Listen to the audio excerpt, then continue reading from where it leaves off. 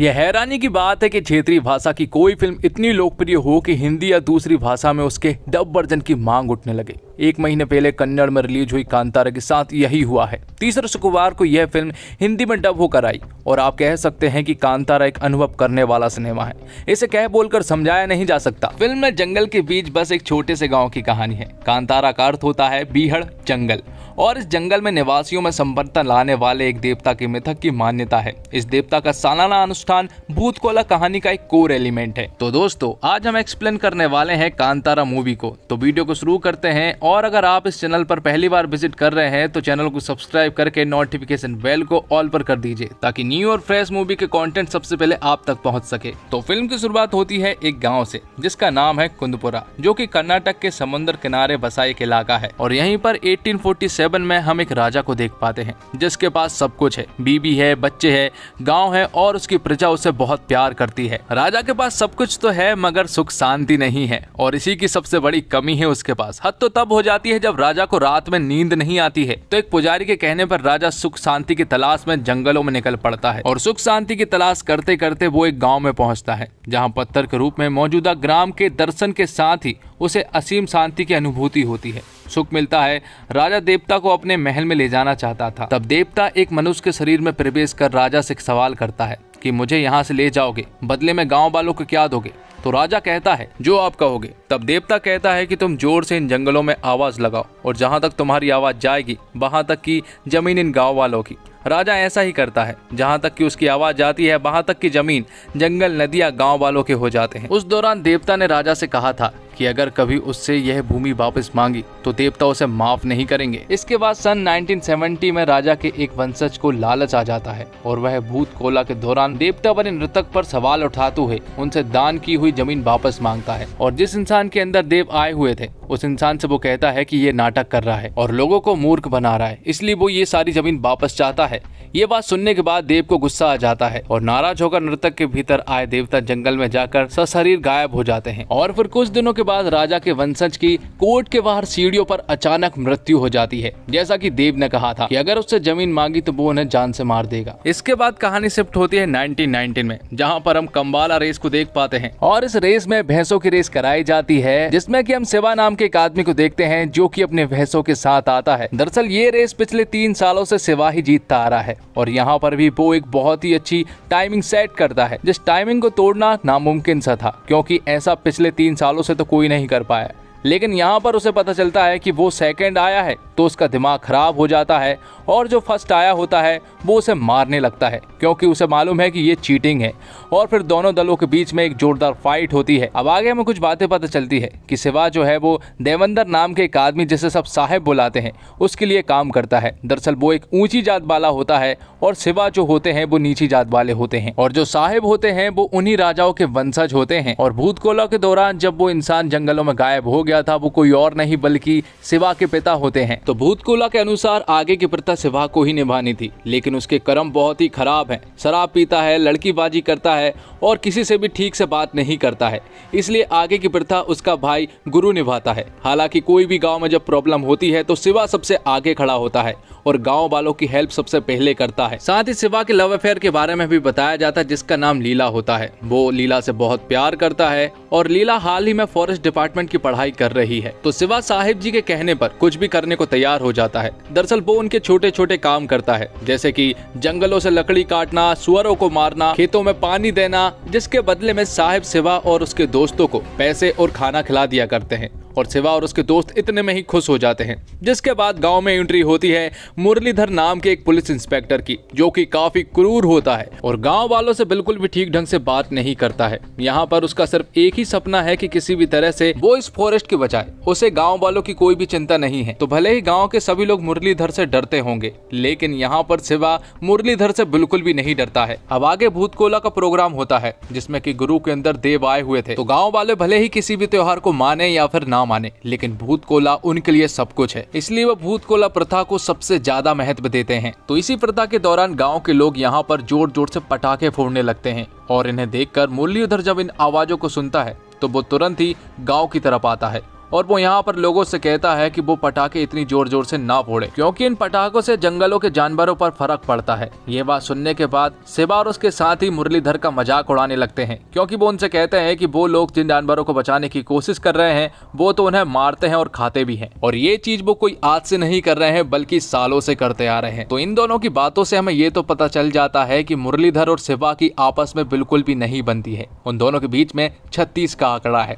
इसलिए मुरलीधर ये सोचता है कि वो किसी भी तरह से शिवा को अपराध करते हुए रंगे हाथ पकड़ना चाहता है। इसलिए मुरलीधर अपने साथियों से जंगलों में पहरा देने को कहता है ताकि वो शिवा को अपराध करते हुए रंगे हाथ पकड़ सके, क्योंकि मुरलीधर को बहुत ही अच्छे से मालूम है कि शिवा ही वो आदमी है जो कि जंगलों से लकड़ी काटता है और जंगली सुअरों को भी मारता है। लेकिन मुरलीधर को कोई भी लीड नहीं मिलती है। अब आगे मुरलीधर को ऑर्डर्स मिलते हैं कि गांव की जो जमीन है वो फॉरेस्ट जंगल में आते हैं, इसलिए गांव के सभी लोगों को समझाया जाता है और लोगों को इस जमीन को खाली करने को कहा जाता है। लेकिन जब वो लोग नहीं मानते हैं तो मुरलीधर अपने अफसरों से कहकर उनके साथ जबरदस्ती करने लगता है। साथ ही हमें ये बात भी पता चलती है कि लीला का फॉरेस्ट डिपार्टमेंट में सिलेक्शन हो गया है और आज उसका पहला दिन है और पहले ही दिन में आज उसके गांव वाले के वो खिलाफ हो जाती है।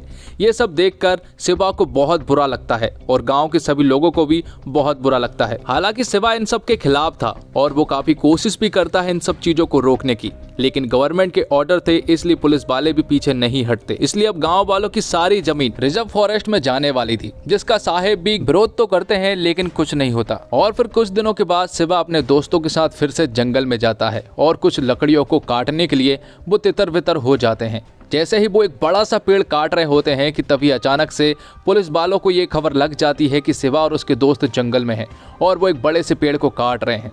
इसलिए मुरलीधर जब यहाँ पर आता है तो वो पेड़ उसी की जीप पर गिर जाता है, जिससे कि मुरलीधर के साथ साथ उसके कई सारे ऑफिसर बुरी तरह से घायल हो जाते हैं। अब आगे हम मुरलीधर को हॉस्पिटल में देखते हैं और मुरलीधर का दिमाग बहुत ज्यादा खराब हो चुका था, इसलिए अब शिवा के ऊपर वो ढेर सारे चार्ज लगाने वाले थे और उनमें से सबसे पहला चार्ज था अटेम्प्ट टू मर्डर का, क्योंकि उसने मुरलीधर की जान लेने की कोशिश की है। अगर वो पेड़ ठीक से गिर जाता तो मुरलीधर के साथ साथ सारे लोग मारे जाते। आगे हम देखते हैं कि जब ये बात शिवा और उसके साथियों को पता चलती है तो वो लोग गांव और जंगलों में ही अंडरग्राउंड हो जाते हैं, क्योंकि अगर वो पुलिस के हाथ पकड़े गए तो उन्हें जेल होना तो एकदम तय है। पुलिस भी गांव की जगह जगह पर घूम रही थी और शिवा और उसके दोस्तों को खोजने में लगी हुई थी। लेकिन एक दिन अचानक से उन लोगों के बारे में पता चल जाता है और पुलिस शिवा और उसके दोस्तों को पकड़ लेती है, जिसके बाद उन सभी को जेल में डाल दिया जाता है। और शिवा के जेल जाते से ही गांव में राजनीति होने लगती है। यहाँ पर साहिब गुरु को बुलाता है और उसे अपने साथ ले जाता है। यहाँ पर गुरु को वो पट्टी पढ़ाने लगता है। वो उससे कहता है कि जब उसके अंदर देव आएंगे तो वो गांव वालों के सामने ये कह देगा कि ये सारी जमीन साहिब की है और उसे ही मिलनी चाहिए। लेकिन यहाँ पर देव उससे कहता है कि जब उसके अंदर देव आते हैं तो उसे कुछ भी नहीं मालूम रहता है कि वो कौन है। तो साहिब उससे कहते हैं कि जब देवता तुम्हारे अंदर से चले जाएंगे और जब तुम्हारे अंदर खुद का कैरेक्टर रहेगा तो तुम देवता बनकर सभी गांव वाले के सामने ये कह देना कि ये सारी जमीन साहिब की है। अगर वो ऐसा करेगा तो इनमें से 5 एकड़ जमीन वो तुम्हें दे देगा। लेकिन गुरु इनके लिए भी नहीं मानता है और इसका रिएक्शन ये होता है कि साहिब गुरु को मार देते हैं और गुरु की लाश को वो लोग गांव के बीचों बीच फेंक कर आते हैं। और ये न्यूज जब गांव वालों को पता चलती है तो गांव वालों का बहुत ही ज्यादा बुरा हाल हो चुका था, क्योंकि जिस इंसान के अंदर देवता आते हैं अब वो मारा गया और वो लोग बहुत ही चुनिंदा होते हैं जिनके अंदर देवता आते हैं। ये बात जब वो लोग शिवा को बताते हैं तो शिवा का रो रो कर बहुत ही ज़्यादा बुरा हाल हो चुका था, क्योंकि उसे मालूम है कि गुरु उसके लिए कौन था। अब कुछ दिनों के बाद शिवा जेल से निकल जाता है और उसका सिर्फ एक ही मकसद है कि वो पता लगाए कि आखिर गुरु को किसने मारा। इसलिए वो तुरंत ही साहिब के पास जाता है। तो साहिब यहाँ पर शिवा को बताते हैं कि आखिर गुरु को किसने मारा। साहिब यहाँ पर मुरलीधर का नाम लेते हैं और शिवा उनकी बातों पर विश्वास भी कर लेता है, क्योंकि उसे मालूम है कि मुरलीधर से उसका 36 का आंकड़ा है और मुरलीधर भी कुछ भी कर सकता है। इसलिए जब वो मुरलीधर को मारने के लिए जा रहा होता है तभी गाँव का एक आदमी शिवा को सब कुछ सच सच बताता है। वो आदमी शिवा को बताता है कि गुरु को मैंने आखिरी बार साहिब के साथ देखा था। वो लोग अपनी जीप से जंगल के रास्ते गए थे, लेकिन वापस सिर्फ साहिब ही आए थे। उस जीप में गुरु नहीं था। यहाँ पर सब कुछ रिवील हो जाता है कि आखिर साहिब ने ऐसा क्यों किया और शिवा को भी बहुत ही अच्छे से मालूम चल चुका था कि आखिर साहिब ने ऐसा क्यों किया। लेकिन तभी हम देखते हैं कि साहिब के यहाँ पर कई सारे लोग आ जाते हैं और शिवा के ऊपर अटैक कर देते हैं। वो उसे मारने की कोशिश करते हैं, लेकिन शिवा उन सभी के ऊपर बुरी तरह से भारी पड़ता है और उन सभी को मार गिराता है। दरअसल साहिब ने यहाँ पर उन्हें इसलिए भेजा था क्योंकि उसे भी कहीं ना कहीं मालूम चल गया था कि शिवा को ये सारी बातें पता चल जाएगी, जिसके बाद शिवा अगले दिन ये सारी बातें गांव वालों को बताता है और उनसे कहता है कि जिस इंसान को हम हमेशा पूछते रहे वो गद्दार निकला। दरअसल साहिब चाहता था कि ये जमीन जो है वो फॉरेस्ट रिजर्व में ना जाए, क्योंकि अगर ये फॉरेस्ट रिजर्व में चली गई तो उसके हाथ भी कुछ नहीं आने वाला, क्योंकि अगर ये जमीन फॉरेस्ट रिजर्व में गई तो गाँव वाले गवर्नमेंट से गुहार लगाकर अपनी जमीन वापस ले सकते हैं, और यही साहिब नहीं चाह रहा था, क्योंकि अगर ये जमीन फॉरेस्ट रिजर्व में गई तो ये जमीन सरकारी हो जाएगी। और यहाँ पर मुरलीधर के बारे में भी हमें कुछ बताया जाता कि मुरलीधर दरअसल गांव वालों के बारे में ही सोच रहा था। उसे मालूम है कि अगर ये जमीन फॉरेस्ट रिजर्व में चली गई तो गांव वाले गवर्नमेंट से गुहार लगाकर इस जमीन को वापस ले सकते हैं, लेकिन वो ये नहीं चाह रहा कि ये जमीन साहिब के पास जाए। इसलिए हमें ये पता चलता है कि मुरलीधर भी गाँव वाले के हित में ही था। और ये सब लोग जब बात कर ही रहे होते हैं कि तभी साहिब के ढेर सारे लोग यहाँ पर आ जाते हैं और गांव के लोगों से फाइट करना शुरू कर देते हैं। गांव वाले भी बहुत सारे थे, लेकिन साहिब के लोग भी ढेर सारे थे। यहाँ गांव वाले और साहिब के लोगों के बीच में एक गैंग वार से छिड़ जाता है, जिसमें कि एक भयानक फाइट दिखाई जाती है और गांव के कई सारे घर जला भी दिए जाते हैं। तो साहिब के लोगों के आगे अब गांव वालों की हार होने लगी थी और यहाँ पर शिवा को भी बुरी तरह से मारकर एक जगह पर पटक दिया था। तो साहिब और उसके आदमियों को ऐसा लग रहा था कि अब शायद वो इस जंग को जीत गए हैं, लेकिन तभी शिवा के अंदर देवता आ जाते हैं और वो उन्हें बुरी तरह से मारना शुरू कर देता है। और यहाँ पर गांव के लोग हाथ जोड़ लेते हैं, क्योंकि भूत कोला की प्रथा को जारी रखने के लिए उन्हें देवता मिल चुका था। जिसके बाद एक खतरनाक फाइट होती है, जिसमें कि शिवा के अंदर का देवता उन सभी लोगों को मार गिराता है। आखिर में वो साहिब को भी मार देता है। अब आगे भूत कोला की प्रथा जारी थी, जिसमें कि शिवा अब देवता के रूप में बन गया था। उसका गेटअप जो है वो पूरी तरह से उसी तरह का था जिस तरह से उसके पिता हुआ करते थे। यहाँ पर भी वो भूत कोला की प्रथा को जारी रखता है और आखिर में वो जंगल में दौड़ता हुआ जाता है और वो भी अपने पिता की तरह गायब हो जाता है। और फिल्म के आखिर में हमें ये पता चलता है कि लीला के अंदर शिवा का बच्चा है। तो दोस्तों, कांतारा की कहानी में विस्तार है, गहराई भी है। कहानी प्रकृति और शहरी सभ्यता से दूर रहने वाले प्राकृतिक पुत्रों से जुड़ी है। इंसान की आस्था और मन में गहरे उतरे विश्वासों की बात करती है। कोई इन्हें अंधविश्वास कह सकता है, मगर ऋषभ शेट्टी की कहानी आपको एक अलग दुनिया में ले जाती है, जो रोमांच और रहस्य से भरी है। फिल्म में एक्शन और रोमांस भी है। फिल्म जैसे जैसे आगे बढ़ती है, देखने वाले की जिज्ञासा बढ़ाती है। ऋषभ शेट्टी राइटर डायरेक्टर के साथ लीड रोल में भी है और उनके एक्शन सीन्स बेहद विश्वसनीय है। तय है कि ऐसे हीरो अगर पर्दे पर आएंगे तो बॉलीवुड के उन एक्शन सितारों पर भारी पड़ेंगे जो पर्दे पर और पर्दे के बाहर एक जैसे लगते हैं, जो एक्टिंग नहीं दिखाते बल्कि खुद को ब्रांड की तरह बेचते हैं। कहने को कांतारा की कहानी सरल है, प्रकृति और देवता में मनुष्य के सहज विश्वास की बात करती है। यहाँ हीरो बॉलीवुड के हीरो जैसा नकली नहीं है और आज की दुनिया के नियम कायदों को देखते हुए वह गलत पाले में खड़ा नजर आता है, लेकिन अपनी जगह वह सही है। फिल्म दर्शक से भी कुछ सवाल करती है। कन्नड़ सिनेमा में केजीएफ वाले यश के बाद ऋषभ शेट्टी हिंदी में एक और जाना पहचाना नाम और चेहरा बनने को तैयार है। किशोर कुमार जी को हिंदी की दर्शक वेब सीरीज सी में आप देख चुके हैं और यहाँ भी उनका परफॉर्मेंस बहुत बढ़िया है।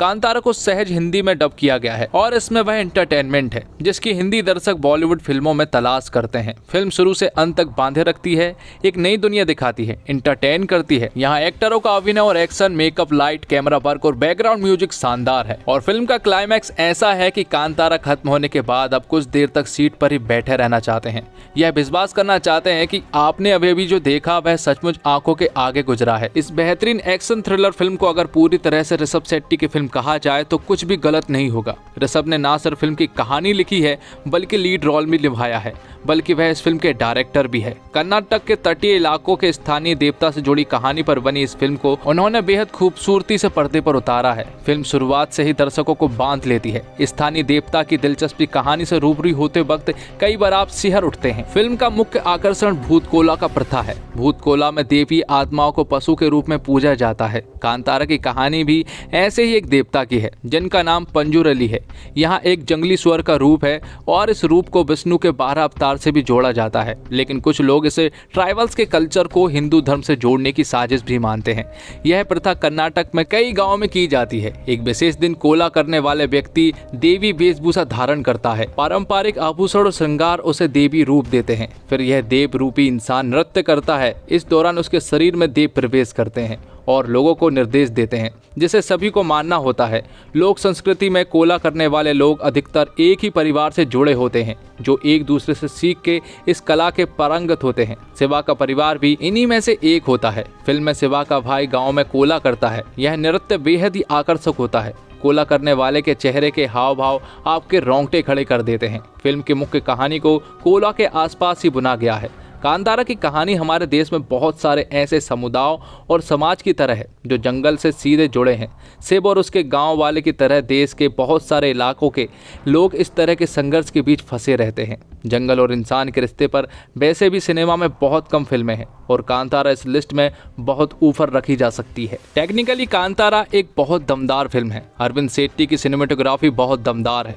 फिल्म में कंबाला के खेल से लेकर भूत, कोला और जंगल की पूरी सीनरी को कैमरा जिस तरह से कैप्चर करता है उनमें नयापन तो लगता ही है। साथ ही थिएटर में मौजूद दर्शक खुद को स्क्रीन पर चिपका नहीं बल्कि कहानी में शामिल महसूस करते हैं, जैसे सब कुछ आंखों के सामने ही घट रहा हो। स्पेशल इफेक्ट भी बहुत ही अच्छे हैं और कलर टोन आंखों को बहुत सुकून देने वाला है। कांतारा के साउंड में दक्षिण कन्नड़ फोक का नेटिव फील तो है ही, साथ में एक रहस्यमय एलिमेंट है जो जंगल की मिथक से जुड़ी कहानी को एक माया टाइप फील देने में बहुत खूब काम करता है। फिल्म की एक्शन कोरियोग्राफी भी बहुत ही कमाल की है। तो दोस्तों, उम्मीद करता हूँ आपको वीडियो पसंद आई होगी। वीडियो पसंद आई हो तो वीडियो को लाइक जरूर कीजिएगा और इसी तरह की वीडियोस पाने के लिए आप हमारे चैनल को सब्सक्राइब भी कीजिएगा। मिलते हैं एक और धमाकेदार वीडियो के साथ, तब तक के लिए जय हिंद, जय भारत, जय श्री राम।